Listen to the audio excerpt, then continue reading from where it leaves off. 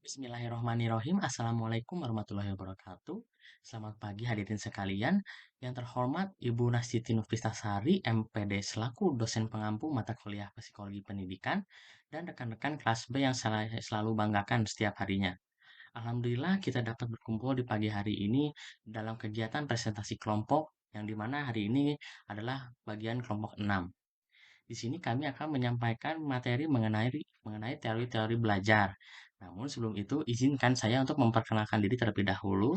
Nama saya Muhammad Ali Rahadian dengan MPN 212103053 selaku moderator dari jalannya kegiatan kita hari ini. Dan di sini saya ditemani oleh dua rekan saya yaitu Nala Syahla Salsabila dengan MPM 212103051 dan Alifia Syahda dengan MPM 212103055. Baik, langsung saja kita masuk kepada materi yang dimana materi pertama akan disampaikan oleh saya sendiri. Materi pertama mengenai definisi teori-teori belajar. Teori belajar pada dasarnya menjelaskan tentang bagaimana proses belajar terjadi pada seorang individu. Artinya, teori belajar akan membantu dalam memahami bagaimana proses belajar terjadi pada individu, sehingga dengan pemahaman tentang teori belajar tersebut akan membantu guru untuk menyelenggarakan proses pembelajaran dengan baik, efektif, dan efisien. Dengan kata lain, pemahaman guru dalam mengorganisasikan proses pembelajaran dengan lebih baik, sehingga siswa dapat belajar dengan lebih optimal.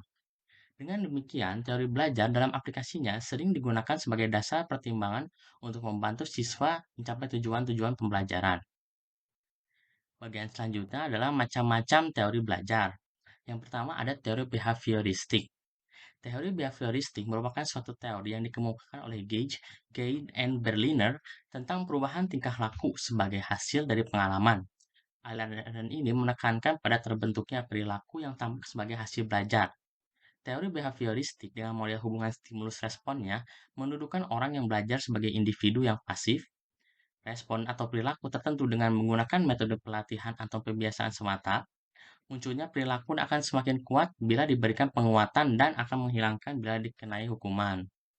Tokoh-tokoh yang menganut dalam aliran behaviorisme terdiri dari pertama ada Edward Lee Thorndike dan yang kedua ada John Watson. Nah, teori kedua adalah teori kognitivisme. Teori belajar kognitif mulai berkembang pada abad terakhir sebagai proses terhadap teori perilaku yang telah berkembang sebelumnya.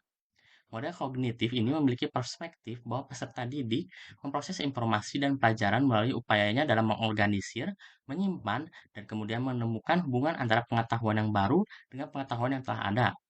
Model ini juga menekankan pada bagaimana informasi itu diproses oleh sendirinya. Nah, tokoh-tokoh dalam aliran kognitivisme ini terdiri dari dua orang juga. Yang pertama ada Jean Piaget dan yang kedua ada Bandura. Yang ketiga adalah teori konstruktivisme. Konstruktivisme merupakan landasan berpikir atau filosofi pembelajaran konseptual, yaitu bahwa pengetahuan dibangun oleh manusia sedikit demi sedikit, yang hasilnya diperluas melalui konteks yang terbatas dan tidak semena-mena. Pengetahuan bukanlah seperangkat fakta-fakta, konsep atau kaidah yang siap untuk diambil dan diingat. Manusia sendiri harus mengkonstruksikan pengetahuan itu dan memberi makna melalui pengalaman nyata. Baik, segitu saja dari saya. Sebagian selanjutnya akan disampaikan oleh rekan saya. Kemudian fungsi-fungsi teori belajar. Fungsi teori belajar dan pembelajaran dalam merancang kegiatan pembelajaran yaitu untuk mensistematikan penemuan-penemuan yang melahirkan hipotesis-hipotesis sehingga membuat prediksi serta memberikan penjelasan tentang apa yang akan diajarkan, bagaimana mengajarkannya, kemudian apa yang akan dipelajari dan apa yang memuaskan siswa.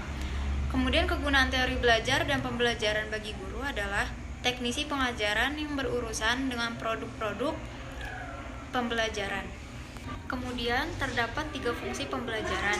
Yang pertama yaitu teori pembelajaran adalah pendekatan terhadap suatu bidang pengetahuan, suatu cara untuk menganalisis, membicarakan, serta meneliti pembelajaran. Kemudian yang kedua, teori pembelajaran berupaya untuk meringkas kumpulan besar pengetahuan mengenai hukum-hukum pembelajaran ke dalam ruang lingkup yang lebih kecil. Kemudian yang ketiga, teori pembelajaran secara kreatif berupaya menjelaskan apa itu pembelajaran dan mengapa pembelajaran berlangsung seperti adanya hukum-hukum menunjukkan bagaimana pembelajaran terjadi. Teori-teori berupaya menunjukkan mengapa pembelajaran terjadi.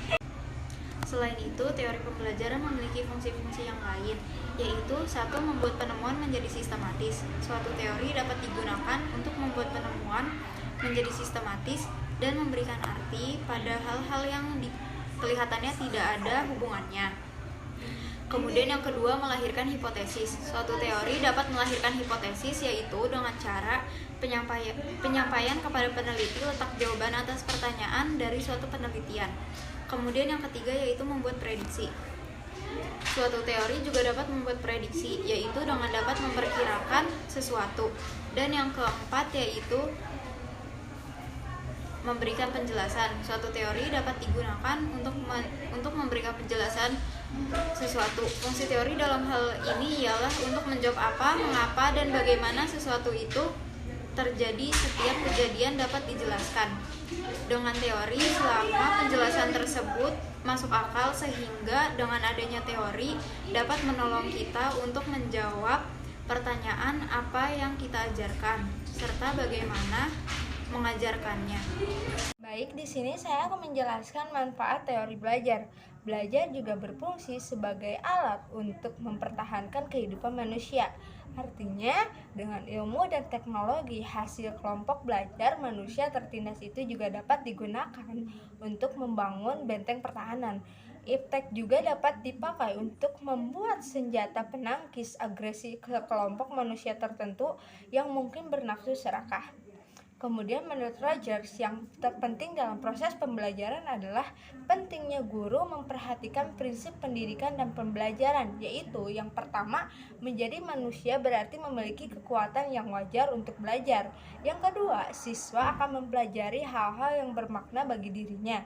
Yang ketiga, pengorganisasian bahan pengajaran berarti mengorganisasikan bahan dan ide baru sebagai bagian dari yang bermakna bagi siswa. Dan yang terakhir, belajar yang bermakna dalam masyarakat modern berarti belajar tentang proses.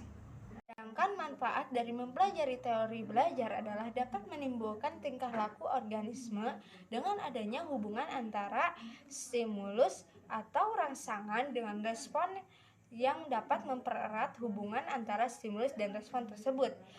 Sekian yang dapat kami sampaikan atas pemaparan materi teori-teori belajar.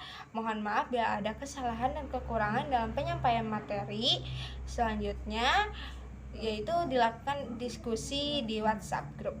Wabillahi taufiq wal hidayah. Wassalamualaikum warahmatullahi wabarakatuh.